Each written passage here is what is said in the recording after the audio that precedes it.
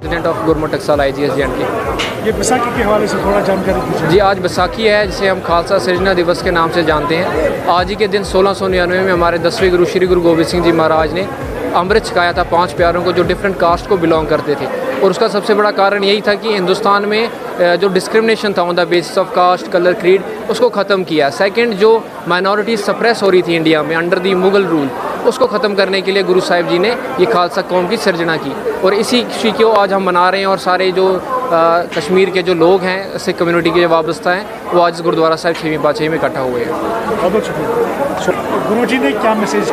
देखिए, जो गुरु साहिबान ने हमारे जो मैसेजेस दिए हैं, हम उसी मैसेजेस को आगे कन्वे करने की कोशिश करें। गुरु साहब कहते हैं, अवल अल्लाह नूर उपाया कुदरत के सब बंदे, एक नूर ते सब जग उपजिया कौन भले को मंदे। कि सबसे सुपीरियर जो है वो अल्लाह है, खुदा है, जिसने दुनिया को बनाया है। और उसी गुरु वाहिगुरु अकाल पुरुष के नूर से, खुदा के नूर से ये दुनिया बनी है। तो चाहे मुसलमान हैं, चाहे हिंदू हैं, चाहे सिख हैं, हम सब एक बराबर हैं। तो जो आज हम जो है सबसे जो हम बंटवारा करते हैं या जो लड़ाई झगड़े हमारे चल रहे हैं देश में, हम चाहते हैं लड़ाई झगड़े ख़त्म होने चाहिए और हमें सबकी भलाई मांगनी चाहिए, चाहे हिंदू है चाहे मुस्लिम है। हम आज यहाँ पे यही अरदास कर रहे हैं, नानक नाम चढ़दी गला तेरे पाड़े सर्वदा भला, कि सर्वत का भला हो, सब लोग जो है वो खुश रहें, हेल्दी रहें, हैप्पी रहें और तरक्की करें। हमारी यही मैसेज पूरी दुनिया को।